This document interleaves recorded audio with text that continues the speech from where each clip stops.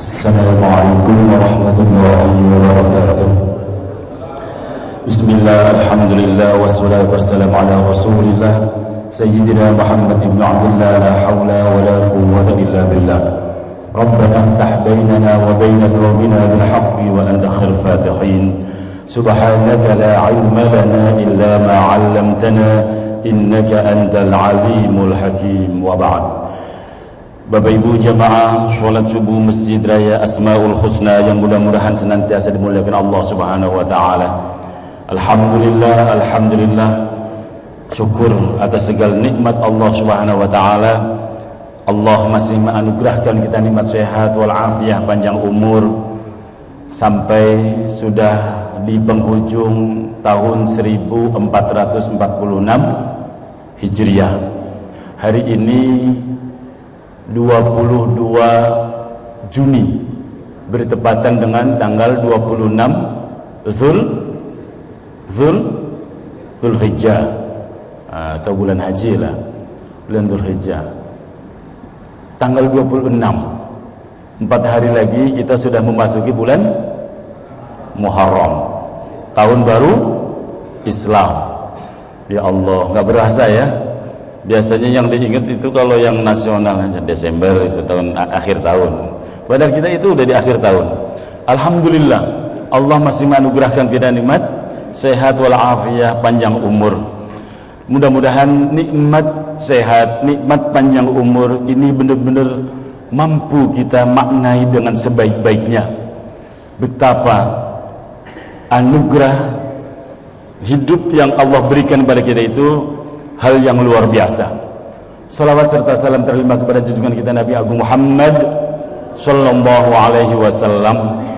Mudah-mudahan kita senantiasa menjadi hamba-hamba yang mampu ittiba'us sunnah, kemudian ikhya'us sunnah, mampu mengikuti tuntunan sunnahnya Nabi dan menghidupkan sunnah-sunnah Nabi atas diri kita hingga kita layak kelak memperoleh syafaatul uzmahnya. Amin ya rabbal alamin. Jamaah yang dimuliakan Allah Subhanahu wa taala, setelah kita tadi di awal mukaddimah saya menyampaikan kita udah di ujung tahun 1446 Hijriah. Kita sudah melewatkan 1 tahun, sebentar lagi ganti tahun. Sudahkah kita meluangkan waktu sejenak saja merenungi makna kehidupan yang sudah kita lewati? Untuk apa Allah menciptakan kita?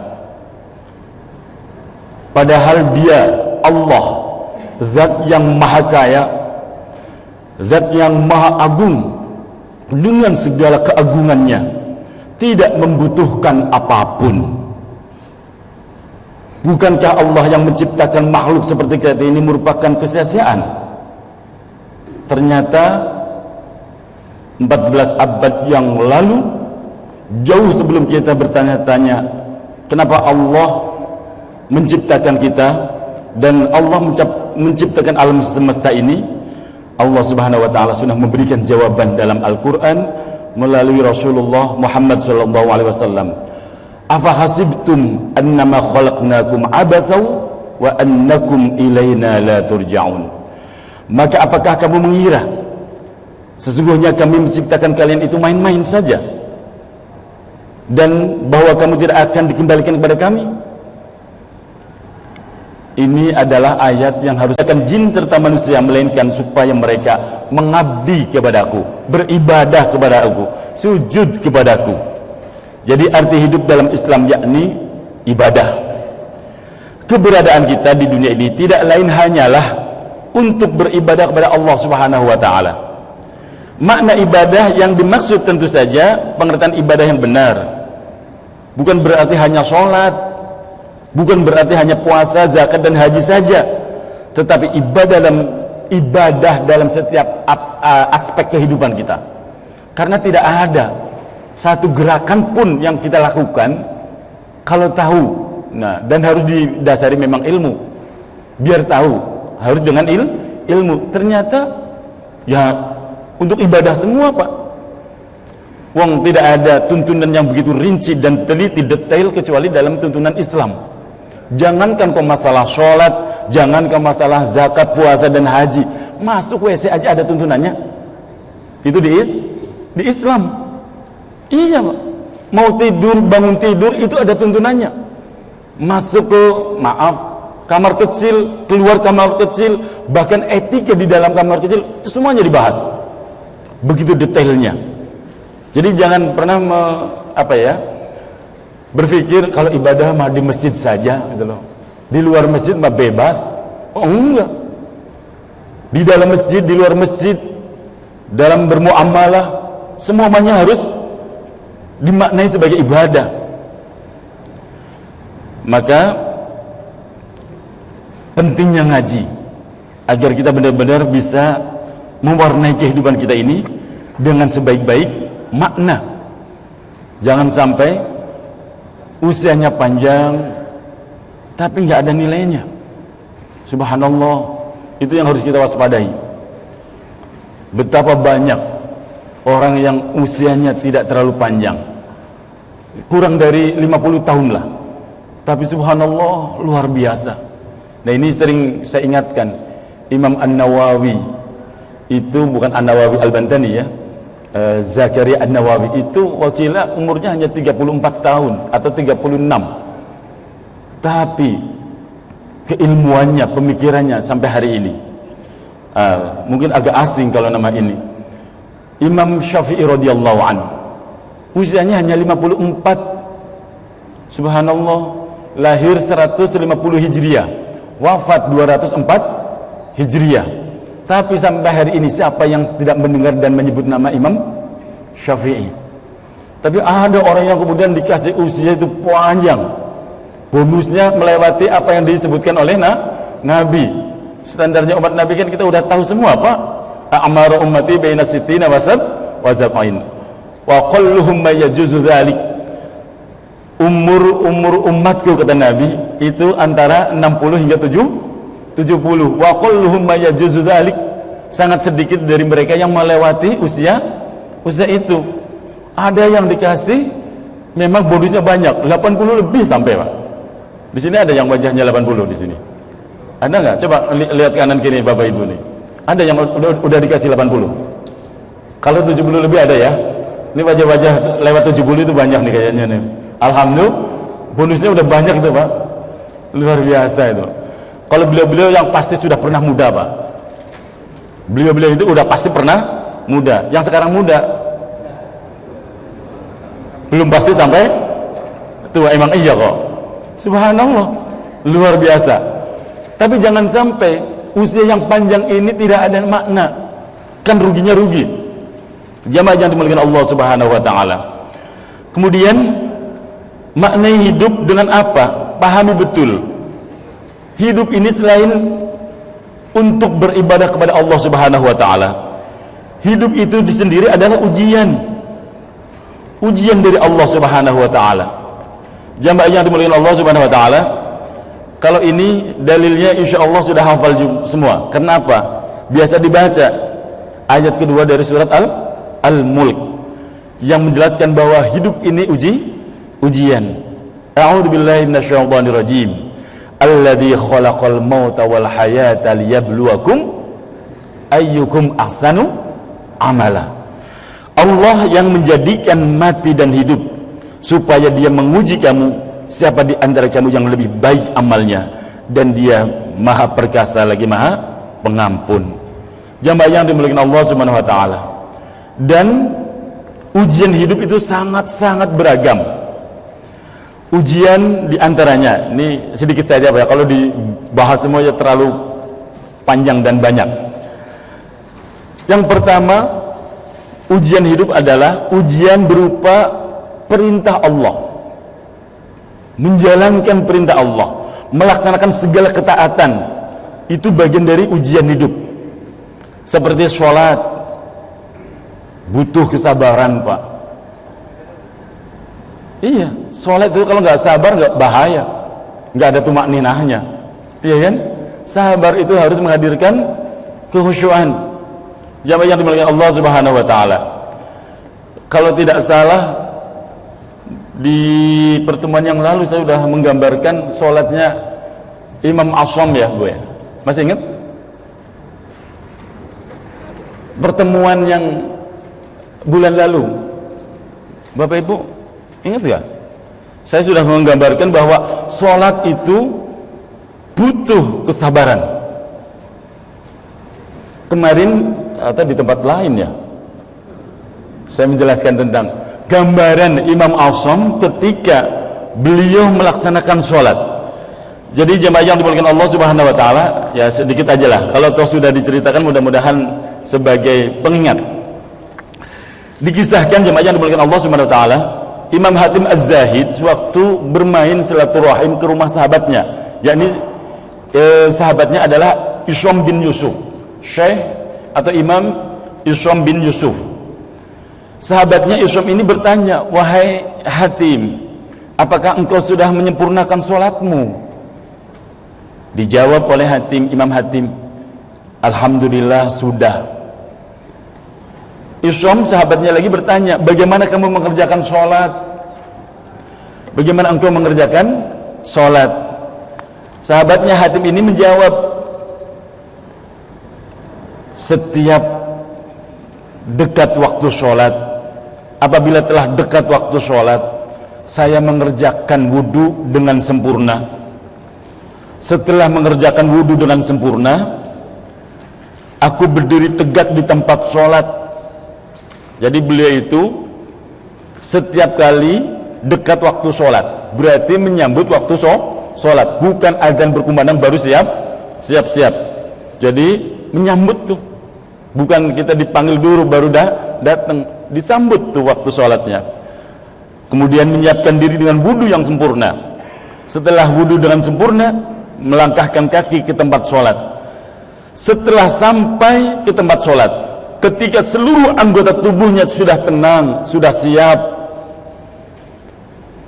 beliau kemudian menyiapkan dirinya, membayangkan ketika mau sholat seolah-olah Ka'bah di depannya, makom di depannya. Hatinya ditata seperti itu, Pak. Ka'bah di depannya, makom berada di depan dadanya. Allah mengetahui persis apa yang sedang akan dikerjakannya. Kemudian seolah-olah telapak kakiku, kata Imam Hatim ini, seolah-olah kakiku berdiri di atas sirat, sebelah kananku surga, sebelah kiriku neraka, dan di belakangku malaikat maut. Dan aku membayangkan sholatku ini adalah sholat terakhirku. Itu kata Imam Hatim. Baru kemudian aku mengucapkan takbiratul ikhram dengan husu Allahu Akbar gitu.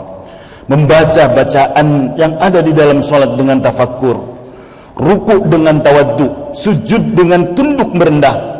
Lantas aku duduk dengan sempurna membaca tasyahud dengan penuh harapan dan kecemasan. Saya serahkan semuanya dengan ikhlas. Saya bangun dari sholat dengan perasaan penuh harapan dan kecemasan. Aku hati-hati dalam mengerjakan semuanya itu dengan penuh kesabaran. Sahabatnya itu mendengar paparan sahabatnya lagi ini, yang Imam Hatim ini bertanya, yang Islam itu bertanya, "Demikian itukah sholatmu wahai Hatim?" "Iya." "Sudah berapa lama engkau sholat seperti ini?" "Sudah 30 tahun. Menangislah sahabatnya Islam. Kenapa menangis? Beliau berkata, "Wahai Hatim, saya belum pernah sekalipun sholat seperti sholatmu." Subhanallah. Saya belum pernah sholat seperti sholatmu. Kalau bapak-bapak kalau mau sholat gimana? Cukup dari pintu. Allahu Akbar. Tangan mah diangkat, bibir ngucap takbiratul ikhram, badan juga udah mustaqbilal kiblah, tapi otaknya gentayangan kemana? Mana itu kadang kita Ustadz saja kali ya saya lah, mungkin ya ada mirip-mirip dengan bapak-bapak. Maka jamaah yang dimuliakan Allah Subhanahu wa taala, pantas Rasulullah Muhammad SAW pernah bersabda begini, "Innar rajulaini la yaqumani fi sholati wa ruku'uhuma wa sujuduhuma wahidun wa innama baina sholatihima kama baina samawati wal ard. Kata Rasulullah dalam sabdanya, sesungguhnya ada kalanya dua orang sama-sama mengerjakan sholat, di mana ruku dan sujudnya orang itu sama, tetapi kualitas sholat keduanya, perbedaannya itu bagaikan langit dan bumi. Jadi ketika berjamaah sholat, tadi berjamaah satu baris sudah berapa puluh orang tadi. Nah tadi sampai setengah misalnya, itu satu sama lain juga beda-beda kualitasnya di mata Allah, Pak. Tergantung isi dadanya itu loh, seberapa khusyuknya, itu yang akan dinilai. Walaupun satu barisan, walaupun satu sholat yang dikerjakan, imamnya, komandonya juga satu, tapi kualitasnya satu dengan yang lain tidak akan pernah sama. Tapi mudah-mudahan kita termasuk adalah orang-orang yang sudah belajar tentang sholat, seperti sholat minimal lah, seperti sholatnya Imam Hatim tadi. Amin ya robbal alamin. Itulah kenapa kalau sholat disuruh tumakninah yang anteng gitu. Jemaah yang dimuliakan Allah Subhanahu wa taala. Jadi sekali lagi penting memahami bahwa salah satu di antara ujian dari kehidupan ini adalah melaksanakan segala ketaatan kepada Allah Subhanahu wa taala. Puasa butuh kesabaran, zakat butuh kesabaran, sabar, ikhlas, istiqomah, dan masih banyak lagi contoh-contoh yang lain. Yang kedua, macam-macam ujian hidup itu apa? Ujian menjalani atau menjauhkan diri dari maksiat kepada Allah. Ujian larangan Allah Subhanahu wa taala, menjauhkan diri dari segala kemaksiatan. Apa kemaksiatan kepada Allah? Ya banyak. Zina, korupsi, membunuh, merampok, mencuri, sogok menyogok, dan segala bentuk kemaksiatan dan kezaliman. Itu butuh hal yang tidak mudah lagi.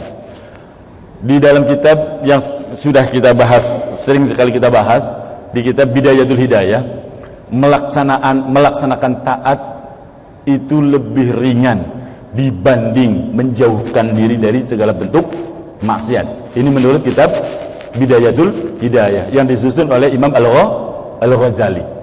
Memang ini sih Pak, melaksanakan ketaatan itu kalau kita renung-renungkan ya lebih ringan dibanding menuntun jiwa ini, diri kita ini benar-benar menjauhkan diri dari berbagai bentuk maksiat sekecil apapun kepada Allah Subhanahu wa taala.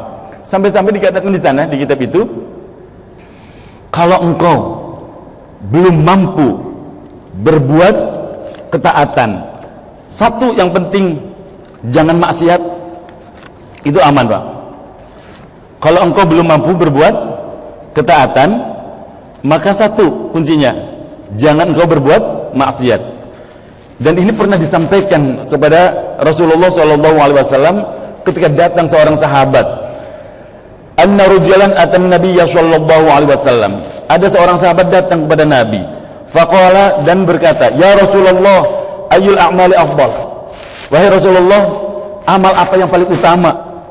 Dijawab oleh Rasulullah, al-imanu billah. Amal yang paling utama di hadapan Allah adalah iman kepada Allah. Wal jihadu fi sabilillah, yang kedua jihad di jalan Allah. Orang tersebut kemudian sahabat tersebut bertanya, fa illam istati' ya Rasulullah, fa illam astati' dzalik, kalau aku tidak mampu melaksanakan itu bagaimana ya Rasulullah? Kata Rasulullah, ahbis nafsaka 'anil syarri fa innaha shadaqatun biha 'ala nafsik. Kalau engkau belum bisa berbuat baik, berjihad di jalan Allah nggak bisa, iman pas-pasan, satu, kamu jaga diri kamu, jangan berbuat keburukan, jangan berbuat maksiat, karena itu adalah sedekah untuk dirimu sendiri. Kalau nggak bisa taat, imannya pas-pasan, ya sudah, jangan berbuat maksiat, itu udah ibadah tersendiri untuk dirimu. Subhanallah, itu yang Rasulullah sendiri yang langsung yang menjawab Pak. Jamaah yang dimuliakan Allah Subhanahu wa taala. Yang berikutnya, ujian menghadapi musibah. dan kami akan menguji kamu dengan sedikit ketakutan, kelaparan, kekurangan harta, jiwa dan buah-buahan. Insyaallah ini juga udah hafal Bapak Ibu nih. Wala nabluwannakum bi syai'in minal khawfi wal ju'i wa naqsin minal amwali wal anfusi wath thamarat wa basyiril mu'minin. Di surat Al-Baqarah. Kita ada yang diuji dengan sakit, penyakit, ada yang diuji dengan musibah banjir, angin topan, gempa bumi, tsunami, erupsi, gunung meletus dan lain sebagainya. Dan yang paling berat adalah ujian ketika satu sama lain berperang. Nggak usah dibahas, mau lagi rame Israel dan Iran. Lebih tahuan Bapak Ibu ngikutin di TikTok, ya kan? Bener nggak? Ngikutin di YouTube kan? Jadi berperang nggak usah saya bahas di sini. Pokoknya itu bagian dari ujian, Pak. Subhanallah. Allah memberikan kita nikmat. Sekarang kita merasakan nikmat, walaupun belum satu abad merdeka ya. Mungkin kita udah diujinya udah lebih dulu, lebih lama, Pak. Ya alhamdulillah sekarang kita tinggal menikmati kemerdekaan dan kedamaian.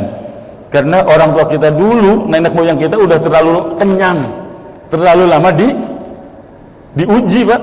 Subhanallah, kata siapa? Makanya heran aja kalau ada hari ini ada orang yang dikit-dikit ayo perang, itu kan mau pakai udeng-udeng, mau pakai enggak. Kalau ngajak perang berarti ini enggak mikir itu loh. Orang tua kita, nenek moyang kita udah perang begitu lama, dijajah berapa ratus tahun tuh sama Belanda, sama Jepang. Subhanallah. Kok masih mau diterusin sekarang? Sok-sokan, kayak jiwa kita lebih kuat aja dibanding dengan nenek moyang kita. Udah ditebus tuh sama perjuangan nenek moyang kita itu. Kita tinggal menikmati, menjaga, dan kita aja itu ditelikung ya sama orang yang jiwanya jiwa tidak bertanggung jawab. Kekayaan kita, negeri kita ini, subhanallah. Nggak usah dibahas lah itu, masuknya wilayah-wilayah politik. Kita bagian ngaji hati aja ya. Baik, jamaah yang dimuliakan Allah Subhanahu wa taala. Ujian yang paling berat selain musibah itu apa, Pak? Berikutnya adalah ujian nikmat. Ujian nikmat. Jangan dikira kalau dikasih harta banyak, kemudahan, kelapangan, kesuksesan itu bukan ujian. Ujian, Pak. Punya kekayaan berat, melarat apalagi. Kan gitu ya. Punya harta banyak pusing, nggak punya harta lebih pusing. Bener gak sih, Pak? Banget, pakai banget. Keluarga, punya anak istri, ya ujian, Pak. Punya istri repot, nggak punya istri lebih repot. Nggak ada yang tersinggung kan ini? Kayaknya nggak datang nih. Yang punya saya ledekin. Ya Allah, punya anak repot, nggak punya anak lebih repot, Pak. Itu ujian. Jabatan diraih dengan segala perjuangan, karir hidup dalam prestasinya, dapat jabatan, ujian. Jangan dikira itu. Makanya kalau orang dapat jabatan tinggi kemudian syukurnya kebablasan, ya aneh. Wong itu ujian kok, iya kan? Dan di kita itu kadang kebalik-balik, Pak. Dikasih jabatan kok sampai sujud syukur. Zaman dulu salafun salih, orang-orang alim terdahulu dapat jabatan itu langsung nyebut inna lillahi wa inna ilaihi rajiun. Itu dulu salafun salih, Pak. Orang sekarang dapat jabatan sujud syukur, pesta. Rada-rada aneh memang orang sekarang. Entah ngajinya lebih hebat kali ya. Kita kan ngajinya baru level sini tuh. Dia itu ngajinya udah level apa saya kurang tahu. Dikasih jabatan malah sujud syukur, malah syukuran, pesta. Ya Allah, orang tua kita dulu salafun salih mengajarkan ketika kita dapat jabatan, kedudukan tinggi di tengah masyarakat, karena itu amanah, tanggung jawabnya berat, maka beliau-beliau itu mengucapkan inna lillahi wa inna ilaihi rajiun. Ya memang serba beda sih orang dulu dengan orang sekarang, Pak. Sebagaimana Allah Subhanahu wa taala sudah menjelaskan dalam Al-Qur'an, sesungguhnya kami telah menjadikan apa yang ada di bumi sebagai perhiasan baginya untuk kami uji mereka, siapakah di antara mereka yang terbaik perbuatannya. Kemudian ujian yang paling berat lain adalah menghadapi kezaliman orang lain, wabil khusus kezaliman dari orang-orang kafir, orang-orang yang tidak seagama, kezaliman dari orang-orang yang musyrik yang menyebutkan Allah, kezaliman orang-orang dari orang munafik, orang jahil, orang bodoh, orang fasik. Fasik itu beragama Islam Pak, tapi menentang syariat. Jadi jangan dikira orang fasik itu enggak ngaku Allah, ngaku percaya akan Allah, tapi menentang syariat Allah. Maupun hasidun, itu yang paling ribet ini Pak, ngadepin orang-orang hasud, dengki, iri hati, kemudian dari ini timbullah fitnah, caci bully, hinaan dan lain sebagainya. Nah, karena ini ujian Pak, kita menyikapinya tenang saja, jangan berlebihan. Ketahuilah Pak, hanya pohon yang berbuahlah yang kena timpuk. Hanya pohon yang berbuahlah yang kena lemparan. Jadi kalau kita ini nggak pernah ditimpuk sama sekali, berarti kita itu nggak ada yang buat cemburu siapapun. Jamaah yang dimuliakan Allah Subhanahu wa taala, sekali lagi kita itu penting agar kita waspada dan mampu menata batin ketika menghadapi orang-orang yang itu tadi hasid. Itu siapa hasid? Orang yang dengki, orang yang iri, orang yang suka memfitnah, mencaci, membuli atau menghina. Nah, saya nukilkan satu nasihat dari Syekh Mutawalli Asy'arawi. Beliau memberikan nasihat begini Pak, idza lam tajid laka haqiran fa'lam annaka insanun fasilun. Jika engkau tidak mendapatkan orang yang mendengki kepadamu satu pun, maka ketahuilah engkau adalah manusia yang gagal. Ini dengerin baik-baik loh Pak, ini serius. Kata Syekh Mutawalli Asy'arawi, beliau menasihati kita begini, kalau engkau tidak menemukan pada dirimu satu orang pun yang iri, yang punya rasa hasud pada dirimu, maka ketahuilah sesungguhnya engkau adalah manusia yang gagal. Asik loh nasihatnya Pak, serius. Maka dikisahkan ada seorang guru yang terkenal bijaksana, seorang alim, orang soleh. Ketika santrinya sowan, Kiai mohon doanya, kan gitu biasanya kalau santri datang ke guru ya. Nah, kiainya doa, Allahumma aksir hasadak. Didoakan oleh gurunya ketika dimintain doa sama santrinya, ya Allah mudah-mudahan banyak yang hasud kepadamu. Kaget Pak. Ya Allah mudah-mudahan banyak orang yang hasud kepadamu. Semoga Allah menjadikan banyak orang yang mendengki kepadamu. Muridnya itu kaget, namun tidak berani protes. Yang doa gurunya, ya Allah mudah-mudahan banyak orang yang mendengki kepadamu. Sang guru menyaksikan muridnya itu rada kaget. Ketahuilah wahai anakku, kata sang guru, ketika banyak orang yang hasud, yang dengki kepadamu, maka berarti hidupmu telah penuh dengan kenikmatan. Tahukah kamu, hanya pohon kurma yang berbuahlah yang mendapatkan lemparan. Karena ini yang ditanya orang alim di Timur Tengah. Jadi contohnya kurma. Kalau kiai yang di Jawa, hanya pohon mangga yang berbuahlah yang kena lemparan. Nah, karena sudah menjadi rumus Pak, kullu ni'matin mahsudun. Setiap orang yang mendapatkan nikmat pasti akan ada yang mendengki. Semakin berhasil dan mencapai puncak, semakin kencang hembusan angin, namun sedikit yang bisa bertahan dan banyak yang tumbang diterpa angin.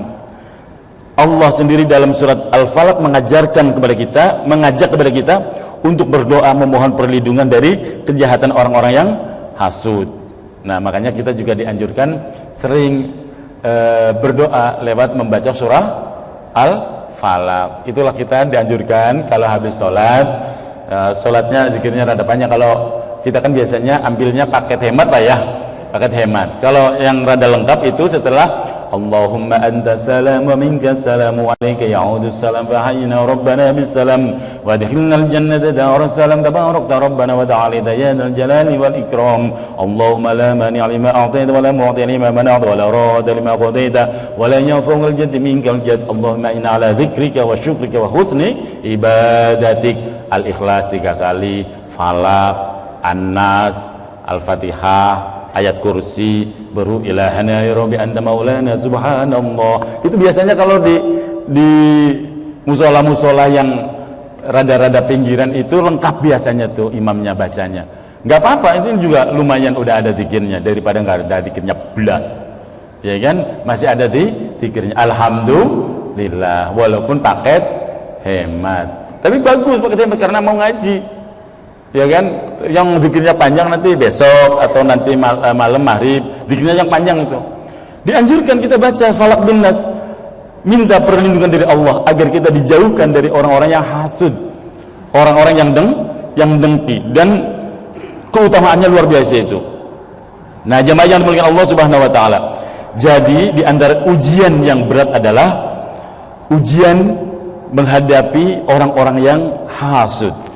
Selanjutnya ujian keluarga, suami, istri dan anak. Itu sekali lagi ujian. Paling akhir ujian hidup di tengah masyarakat, tentang pergaulan, ya kan? Kita punya tetangga, kadang maaf ini di tempat saya Pak, di tempat sini insya Allah nggak ada. Kita itu dianugerahkan tetangga juga itu ujian Pak. Kadang ada tetangga yang nggak mau mudeng dengan tetangga yang lain, naruh mobil di depan rumah, tetangganya punya garasi nggak bisa masukin mobil, masuk nggak bisa, keluar nggak bisa, kehalang. Mau dikasih tahu, masa setiap hari, gitu kan?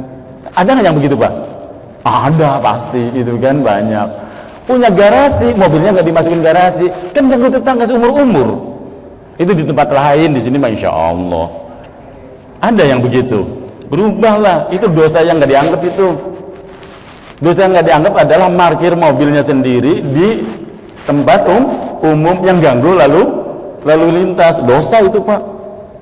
Nah itu bagian dari ujian tuh, kita bertetangga. Ada yang tersinggung, syukur, enggak yang memang iya, biar berubah maksudnya loh Pak. Iya, nanam pohon di depan rumah biar orang lain nggak bisa parkir atau nggak bisa numpang parkir di depan rumah, itu ada di tempat lain tapinya gitu. Kita bekerja di tempat kerja, ada bagian itu ujian. Ya, kita bermuamalah, berinteraksi dengan banyak orang itu. Bahkan termasuk sistem pemerintahan kita bernegara, ya, itu juga bagian dari ujian. Jamaah yang dimuliakan Allah Subhanahu wa taala. Inilah makna kehidupan, bahwa kehidupan itu adalah ujian dari Allah Subhanahu wa taala. Selanjutnya itu dan memaknai kehidupan. Yang ketiga adalah kehidupan kita ini sekali lagi tidaklah kekal. Kehidupan yang sebenarnya kita itu lebih penting di akhirat. Maka ujian yang pertama, memaknai kehidupan yang ketiga adalah pahami betul bahwa kita hidup di dunia tidaklah kekal. Yang kekal kelak di akhirat dibanding kehidupan dunia. Zuyyina lin-nasi hubbus syahwati minan nisa'i wal banina wal qanatiril muqantarah minadh dhahabi wal fiddah wal khailil musawwamati wal an'ami wal hars dzalika mataa'ul hayatid dunya wallahu indahu husnul ma'ab. Wallahu indahu husnul ma'ab. Emang kita dari sononya Pak, sunat udah dijadikan sunatullahnya itu. Kita itu dijadikan seneng. Pandangan kita itu seneng, manusia itu seneng, kecintaannya kepada apa-apa yang diingini. Apa yang diingini manusia? Wanita-wanita, anak-anak, harta. Kalau wanita berarti ya laki-laki. Jangan disalahkan kok laki-laki toh gitu kan. Kemudian harta yang banyak, emas, perak, kendaraan mewah. Kalau di sini disebutkan kuda pilihan. Kuda pilihan sekarang ya mobil mewah, binatang-binatang ternak. Berarti apa? Aset, deposit, yang gitu kan. Dimanain zaman sekarang. Kalau di Al-Quran ya binatang-binatang ternak, sawah, ladang, subhanallah. Itulah kesenangan hidup di dunia. Tapi Allah juga menegaskan di sini, wallahu indahu husnul ma'ab. Di sisi Allah tempat kembali yang baik. Nah, walal akhiratu khairul laka minal ula. Di ayat yang lain surat Ad-Duha disebutkan, dan sesungguhnya hari kemudian atau akhirat itu lebih baik bagimu daripada yang sekarang permulaan.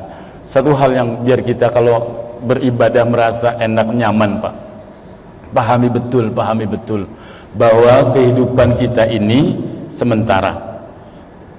ketahuilah bahwa ruh yang Allah titipkan di jasad kita, ruh yang Allah berikan kepada kita, itu hak guna pakai tok nih. Ini jasad ini hanya hak guna pakai. Allah menciptakan ruh itu salah satu ciptaan yang abadi. Ruh itu tidak akan mati, Pak. Allah ciptakan ruh, Allah simpan di alam ruh. Kemudian baru dititipkan ketika ketentuan Allah sudah sampai di dalam janin yang ada dalam rahimnya seorang ibu. Mampir di alam rahim. Setelah alam ruh, alam rahim. Nggak lama di alam rahim, antara 9, ada yang 10, ada yang katanya hamil kebo, istilahnya orang Jawa itu, sampai setahun. Lahirlah kita ke dunia. Kita melanjutkan perjalanan ruh kita, nempel di jasad ini, di dunia ini. Perjalanannya sampai kapan? Sampai Allah yang menentukan. Ada yang memang hanya sehari, sampai ada yang berpuluh-puluh tahun. Tapi ujungnya dari umur panjang ini adalah mati. Ujung dari umur panjang kita ini ujungnya mati. Takut mati, nggak takut ya mati. Tapi satu hal yang harus menjadi pemahaman kita, bahwa sudah berani hidup maka harus berani. Serius Pak ini Pak, sudah berani hidup maka harus berani. Nggak berani hidup jangan, nggak berani mati jangan. Ya gitu Pak, emang iya kok. Ini hal-hal yang kullu nafsin, kan ayatnya, setiap jiwa itu pasti akan mengalami mati. Tinggal kita harus mempersiapkan diri. Inilah pentingnya kita merenung. Ya Allah, iya ya, sudah akhir 1446. Minggu depan itu perjalanan 1 tahun Pak, sudah tahun 1447. Apa yang sudah kita lakukan, apa yang sudah kita kerjakan, level apa kita dalam memperbaiki hidup dan memperbaiki ibadah. Karena ini penting, jamaah yang dimuliakan Allah Subhanahu wa taala. Jadi satu hal yang harus dipahami adalah pahami betul tujuan hidup kita. Tanpa menunggu jawaban pernah atau belum, kita semua yakin bahwa pasti pernah bertanya seperti yang tadi saya katakan, untuk apa tujuan kita hidup ini?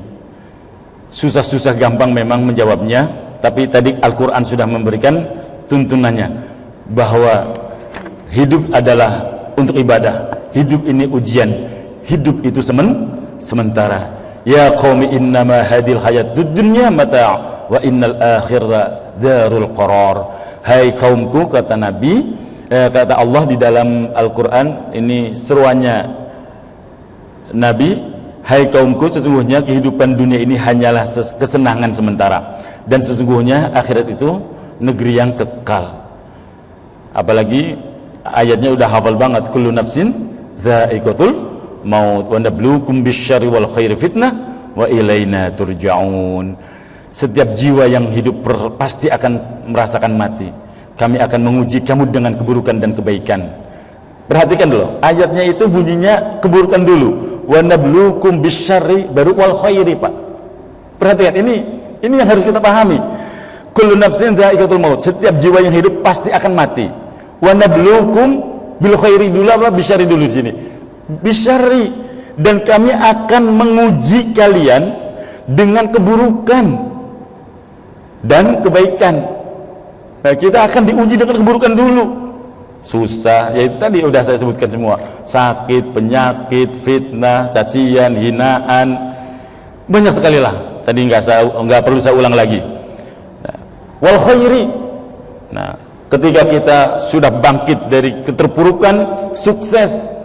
Nah, dari tidak ada menjadi ada, dari miskin menjadi kaya, dari rakyat menjadi pejabat misalnya, gitu kan. Itu juga ujian. Hidup ini ujian, tidak ada yang tidak ujian. Nah, jemaah yang dimuliakan Allah Subhanahu wa taala, penting bagi kita harus memahami tujuan hidup. Tanpa sebuah tujuan, hidup kita ini seperti bendera yang hanya berkibar mengikuti arah angin. Bagi seorang yang sedang berjalan di tengah gelap tanpa satu pun alat penerangan, padahal indahnya kehidupan itu baru kita rasakan setelah kita mengerti dan tahu apa tujuan hidup kita. Kalau sudah tahu, insya Allah Pak, kita nggak terlalu, bahasa orang sekarang itu apa ya, baper Pak, bahasa anak sekarang itu baper. Dikasih lapang alhamdulillah, dikasih ujian maaf sempit tetap alhamdulillah, dikasih sukses alhamdulillah, belum sukses tetap alhamdulillah, dikasih sehat alhamdulillah, dikasih sakit kita niru apa namanya, Nabi siapa yang dikasih sakit? Nabi Ayub ya, tetap alhamdulillah, kan gitu. Kalau kita tahu tujuan hidup, buang semua maunya ujian kok. Sesusah-susahnya kita enggak bakalan selama-lamanya Pak. Uang itu tadi antara 60 hingga 70 tahun. Justru yang harus kita renungkan begini Pak. Kalau kita nggak berbenah sekarang, kalau kita nggak memperbaiki sekarang, mau kapan kita itu memperbaiki diri? Kalau kita nggak menghijrahkan batin kita, mau kapan kita menghijrahkan diri kita? Ya Allah Pak, semalu-malunya kita hidup di dunia, kalau misalnya ada fitnah, ada ujian misalnya, malu banget karena memang itu sebuah kesalahan atau aib. Kita bisa sembunyi Pak, kita bisa ngumpet, semalu-malunya kita. Kalau masih di dunia, kita bisa ngumpet, menghilangkan diri dari lingkungan orang yang kenal kita, bisa ngumpet. Tapi kebayang Pak, kalau sudah berkalang tanah, kemudian semuanya diminta pertanggungjawaban kepada diri kita, mau ngumpet kemana? Mau ngumpet kemana? Segelisah-gelisahnya kita ngadepi persoalan hidup di dunia, masih bisa ngadu, masih bisa minta tolong, dibelain. Itu penting Pak, bisa minta dibelain. Subhanallah. Tapi kalau sudah berkalang tanah, mau minta bela siapa kita itu? Makanya jangan macam-macam pokoknya. Maka penting bagi kita, ayo di akhir tahun ini refleksi ruhaniah kita. Apa itu refleksi ruhaniah kita? Pahami betul proses pembelajaran, merenung atau mengingat kembali apa yang telah didapatkan sebelumnya, menyelami makna hidup agar kita mengerti dan paham skenario yang ada dalam kehidupan kita. Karena setiap rangkaian hidup yang kita jalani itu tidak ada yang main-main. Tadi kan di awal disebutkan, tidak ada yang kebetulan, semua atas skenario Allah. Maka kita jalani, jangan main-main. Jangan sampai kita isi dengan sikap dan perbuatan yang akan membawa kesia-siaan dan penyesalan. Na'udzubillah. Nah, sekarang kita paham bahwa setiap detik, setiap menit, setiap jam, setiap hari berlalu harus selalu disikapi dengan bijak, penuh dengan perenungan dan introspeksi. Ini bawa maslahat enggak ya? Ini bawa nilai kebaikan enggak ya? Ini beresiko enggak ya? Akan menghadirkan penyesalan atau justru kerugian. Maka orang soleh zaman dulu menasihatkan kepada kita, usia itu pendek Pak, 60-70 itu pendek loh Pak, jangan salah. Jangan engkau perpendek dengan kelalaian. Itu nasihat para ulama. Usia ini udah pendek, jangan engkau perpendek dengan kelalaian. Karena ibrah kehidupan itu udah sangat banyak Pak. Ada yang menggambarkan ibrah itu pembelajaran. Pembelajaran hidup ini udah banyak yang menggambarkan bahwa hidup ini layaknya orang bertamu. Kalau orang bertamu berarti bahasanya apa? Singgah. Ada nggak orang singgah lama? Nggak ada Pak. Singgah masih sebentar. Ibrah yang lain, hidup ini layaknya orang syafar, lagi berjalan kemudian berteduh. Berteduh ada yang lama Pak? Nggak ada. Mirip-mirip bapak-bapak ketika lagi mudik kemudian istirahat sebentar di rest area. Lama tuh sebentar. Dan umur atau usia kita ini, Bapak Ibu yang rahmati Allah Subhanahu wa taala, itu ibarat batu es. Dipakai atau tidak dipakai ya cair. Digunakan nggak digunakan, umur kita tetap akan berkurang dari jatah yang telah ditetapkan. Maka sekali lagi, ayo hijrahkan diri kita. Dari apa? Hijrah ini biasanya dimaknai ada dua kalau menurut Imam Ibnu Qayyim. Ada hijrah jasad, yang disebut dengan bil jasad, hijrah fisik. Ada hijrah bil qalbi, hijrah dengan hati. Hijrah bil jasad itu seperti apa? Hijrah dengan jasad itu proses peralihan diri yang tampak secara fisik. Contoh, berpindah dari lingkungan yang buruk menuju lingkungan yang baik.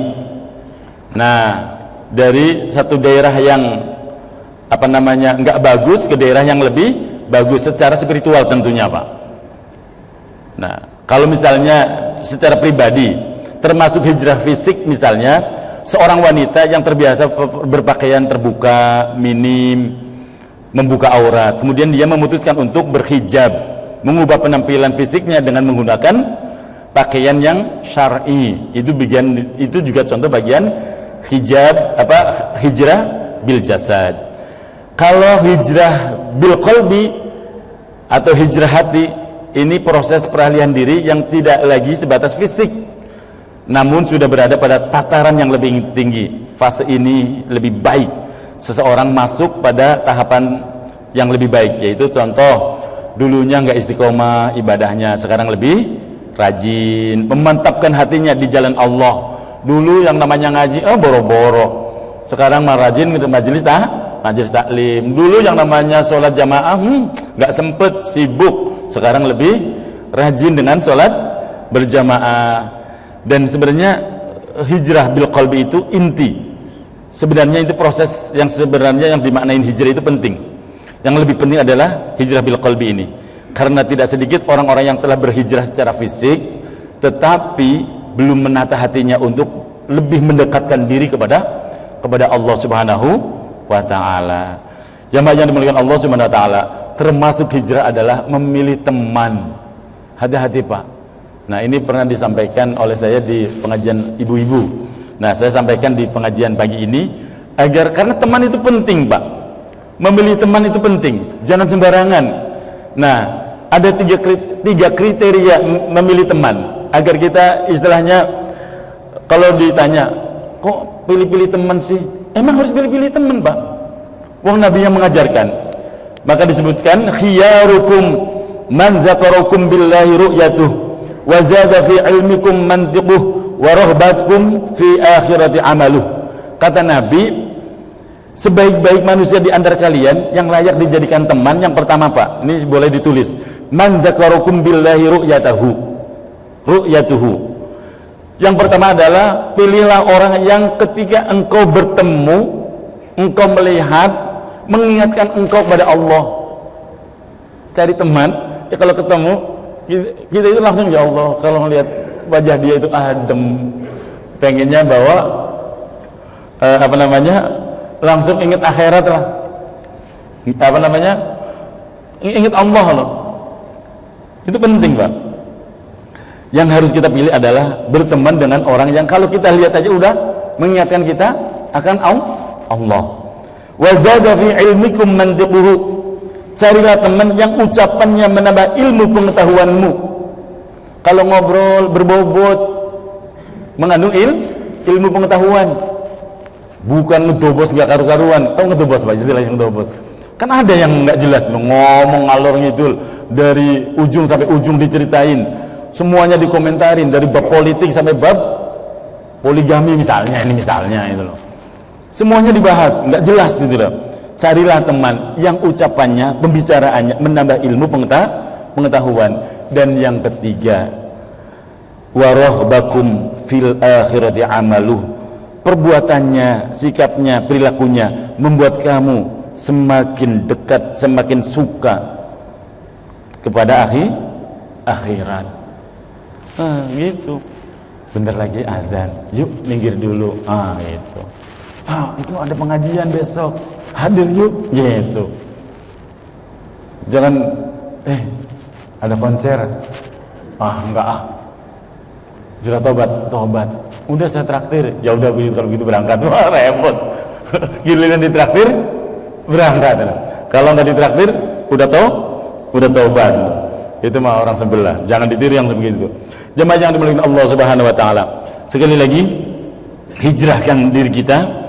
Inilah esensi daripada memaknai kehidupan dan merefleksi ruhaniyah kita agar lebih hati-hati dan jauhi sekali lagi orang-orang yang tadi ucapannya justru malah membuat kita semakin jauh dari Allah. Karena sahabat Abdullah ibnu Mas'ud pernah berkata, yakunu fi akhir zaman aqwamun afdalu a'malihim at-talawum bainahum yusammuna al-annatan. Kata sahabat Abdullah bin Mas'ud, beliau berkata, akan datang di akhir zaman sekelompok orang yang menganggap amal yang paling baik itu adalah mencaci maki di antara mereka. Yusammuna al-annatan. Ketahuilah mereka itu adalah generasi terburuk. Jangan ikut-ikutan, Pak. Jangan ikut-ikutan. Jangan berbicara menyangkut apa yang kamu tidak ketahui. Jangan semua yang kamu ketahui kamu bicarakan. Ini kunci, Pak. Jangan berbicara menyangkut apa yang tidak kamu ketahui, dan jangan semua yang kamu ketahui dibicarakan. Ya pilih-pilihlah. Kan ada orang yang semuanya diomongin, semuanya diobrolin, semuanya dibahas. Bahkan sampai urusan privasi sekalipun diobrolin. Berarti orang itu nggak tahu batasan, Pak. Maka penting bagi saya mengingatkan pada diri saya sendiri, Pak. Jangan berbicara menyangkut apa yang tidak kamu ketahui, kepo atau sok tahu, itu juga jangan. Jangan semua yang kamu ketahui kamu bicarakan. Pilah-pilah, memilah. Itu penting. Apa yang layak untuk didiskusikan, diobrolkan.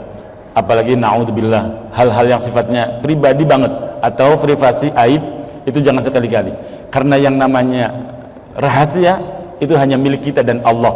Tok, pakai titik. Yang namanya rahasia itu hanya milik kita dan Allah tok yang tahu. Tapi kalau udah ada yang diobrolin, ya bukan rahasia lagi itu. Bukan rahasia lagi. Dan ancamannya adalah ketika itu adalah urusan aib dan dosa, kemudian kita ceritakan, kita kategorinya al-mujahirin. Siapa itu al-mujahirin? Orang yang diancam tidak akan memperoleh ampunan Allah. Orang yang suka menceritakan aibnya yang sudah ditutupi oleh Allah. Itu hati-hati. Al-mujahir adalah orang yang suka menceritakan dosanya, baik yang baru maupun yang lama. Itu kategori bangga dengan dosa-dosa itu kalau lagunya Ebit mah. Bangga dengan dosa-dosa. Hati-hati. Jadi bagaimana Pak Ustadz? Walaupun dia kiainya, walaupun dia gurunya, dia orang tuanya atau suaminya, pantang kita buka aib. Dan bukan syarat taubat itu membuka aib, Pak. Catat baik-baik. Bukan syarat taubat membuka aib, walaupun pada guru kita. Nggak usah, cukup Allah. Jangan diceritakan saya pernah begini, kiai, bla bla bla. Nggak penting. Bung Nabi saja ketika didatangin orang pendosa, mau ngadu cerita tentang dosanya dilarang, disuruh pergi, suruh pergi, irji', wastaghfirillah, pergilah kamu dan bertobatlah kepada Allah. Itu Nabi. Bukan kemudian sini ceritakan semuanya. Bukan, Pak. Orang sekarang mah kadang kepo, mau kiai mau ustadz gitu loh kan, seneng dengar dan melihat aib orang. Para salafun saleh dicontohkan oleh Nabi itu nggak kepengin, malah bila perlu jangan sampai tahu. Baik, Bapak Ibu yang dirahmati Allah Subhanahu wa taala. Ini sekali lagi pentingnya kita menjaga diri kita, membekali diri kita dengan ilmu agar kita senantiasa dijaga oleh Allah, selamat dunia, selamat akhirat. Jamaah yang dimuliakan Allah Subhanahu wa taala, ini yang dapat saya sampaikan, mudah-mudahan bermanfaat. Amin ya rabbal alamin. Ada yang mau bertanya, Pak? Ya, monggo, Pak Haji.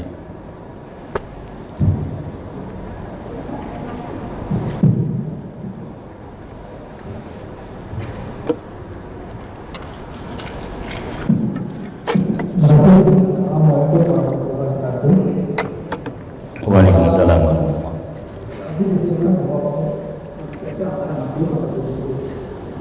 Kita sejak lahir dilakukan itu dengan rusak. Ada rusak. Dengan apa hal?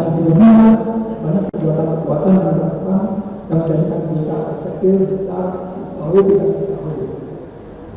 Nah, kalau kita melihat sekarang banyak yang masuk Islam, Muslim.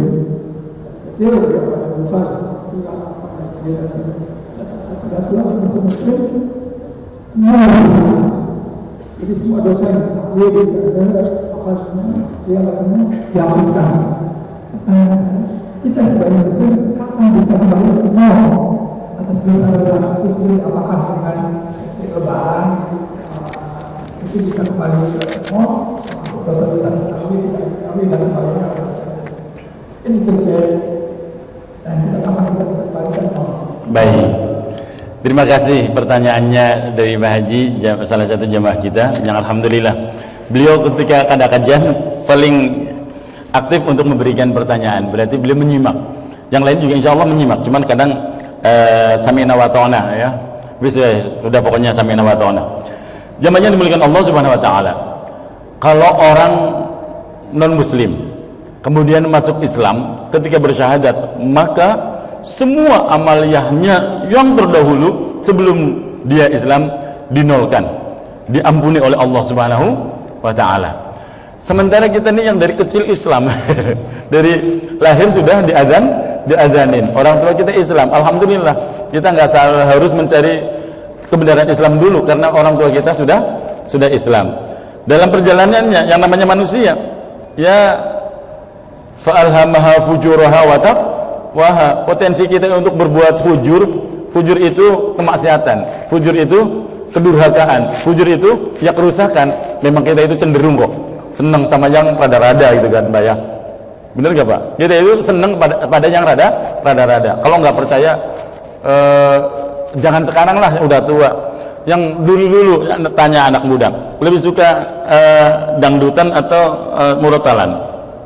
Nah itu bukti kalau kita itu suka yang fujur-fujur dulu tuh, senang melihat orang yang rada-rada terbuka atau yang tertutup, pasti melihatnya yang terbuka gitu kan. Nah tapi dia juga punya potensi takwa. Artinya gini, sekali lagi kita memang dari sononya punya potensi berbuat fujur, berbuat dosa. Kapan kemudian kita dinolkan? Nah itu tadi pertanyaannya. Jamaahnya dimuliakan Allah Subhanahu wa taala. Kita bersyukur jadi orang muslim karena apa? Potensi kesempatan yang Allah berikan untuk mengenolkan kita dari dosa-dosa yang pernah kita perbuat itu senantiasa Allah gelar.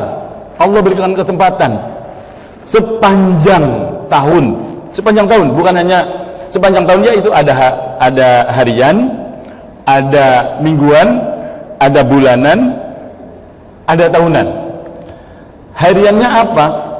Kita dianjurkan untuk memperbanyak istighfar di waktu sahur. Kita dianjurkan untuk memperbanyak istighfar di waktu sahur. Nah, itu bagian cara mengenolkan dosa-dosa kita. Bahkan dalam satu riwayat, ketika seorang hamba berbuat dosa, Allah menahan untuk malaikat pencatat amal perbuatan buruknya itu, nungguin kalau nanti sorenya tobat. Kalau misalnya dikerjakannya waktu siang. Ketika itu perbuatan buruknya dikerjakan malam, ditahan dulu. Kalau nanti di ujung malamnya dia bertobat. Karena apa? Biar nggak tercatat perbuatan buruknya. Kalau udah kadung tercatat, Allah memberikan kesempatan luar biasa. Nah, untuk menghapus dosa kita dianjurkan oleh Nabi dan udah dicontohkan oleh Nabi dengan puasa. Contohnya ini ibadah yang bisa menghapus dosa Pak, ibadah doa yang bisa menghapus dosa itu diantaranya adalah ibadah puasa. Kita dianjurkan puasa Senin dan Kamis. Itu kalau dijelaskan lagi dalilnya panjang kali lebar lagi lah. Pokoknya setiap minggunya ada Senin dan Kamis. Setiap bulannya ada Ayyamul Bid. Kita dianjurkan puasa Ayyamul Bid. Itu untuk menghapus dosa-dosa kita yang sengaja nggak disengaja di dalam sebulan. Itu baru puasanya toh. Nah, ketika yang bulanan kita akan ketemu kayak kemarin hari Tarwiyah dan Arafah. Satu hari puasa di hari Arafah bisa menghapus dosa 2 tahun, yaitu saumu yaumi arafata bisaumi sanataini wa ya'dilu sauma asyura bisaumi sanah. Nah, hadiah untuk orang yang berpuasa Arafah menghapus dosa 1 tahun yang sudah lewat, 1 tahun yang akan datang. Sementara besok nih mudah-mudahan Allah panjangkan umur kita sampai ketemu Yauma Asyura. Puasa 10 hari ke-10 bulan Muharram. Itu bisa menghapus dosa setahun. Ini maksudnya apa? Allah memberikan kesempatan kepada kita ngenolin, Pak, dosa-dosa kita. Apalagi kemudian ketemu Ramadan. Man shoma ramadhana imanan wa ihtisaban ghufira lahu ma taqaddama min dambi. Siapa yang puasa Ramadan maka Allah akan ampuni dosa-dosa yang telah lalu. Man qoma ramadhana imanan wa ihtisaban ghufira lahu ma taqaddama min dambi. Oh subhanallah. Sebulan full kita puasa untuk menolin dosa-dosa kita yang numpuk sepanjang tahun. Gitu loh, Pak. Itu baru puasanya tok. Belum ibadah-ibadah yang lain. Contoh sholat kita ibadah sehari semalam 5 kali. Digambarkan sholat 5 waktu itu seperti sungai di depan rumah kita, di mana kita mandi setiap hari 5 kali. Maaf, bapak-bapak ada yang mandi sehari 5 kali di sini? Mandi berapa kali, Pak? Sekali doang. Sekali aja pede beliau mandi, sekali aja pede bisa ketemu sama teman-teman ya.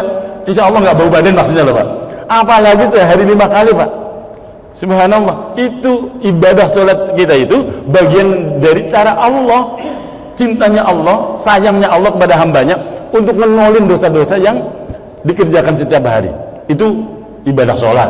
Subhanallah. Belum zikiran subhanallah wa bihamdihi subhanallahil azim astaghfirullah. Ini istighfarnya malaikat. Ini tadi kalau pas qobliyah subuh baca ini 100 kali. Dahsyat, Pak. Ini diajarkan. Banyak riwayat yang menceritakan tentang keutamaan tasbihnya, istighfarnya malaikat. Subhanallah wa bihamdihi subhanallahil azim astaghfirullah. Wah, subhanallah. Selain diampuni dosa-dosa kita, juga menghantarkan kabulnya hajat-hajat kita, insya Allah. Dong, Pak ya. Mudah-mudahan tambah semangat. Al-Fatihah. A'udzubillahi minasyaitonirrajim. Bismillahirrahmanirrahim. Alhamdulillahirabbil alamin arrahmanirrahim maliki yaumiddin. Iyyaka na'budu wa iyyaka nasta'in. Ihdinas siratal mustaqim. Siratal ladzina an'amta 'alaihim ghairil maghdubi 'alaihim waladdallin. Amin. Allahumma anfa'na bima 'allamtana wa 'allimna ma yanfa'una wa zidna 'ilma. Allahumma ij'alna wa ahlana wa awladana wa talamidana wa jama'atana hadha min ahli al-'ilmi wal khair wa min ahli al-Qur'an wa fahmil Qur'an. Birahmatika ya arhamar rahimin. Wa sallallahu ala Muhammad wa ala alihi wa sahbihi wasallam. Walhamdulillahi rabbil alamin. Mohon maaf atas segala kurangan. Hadani Allah wa iyyakum ajma'in. Summa assalamu alaikum warahmatullahi wabarakatuh.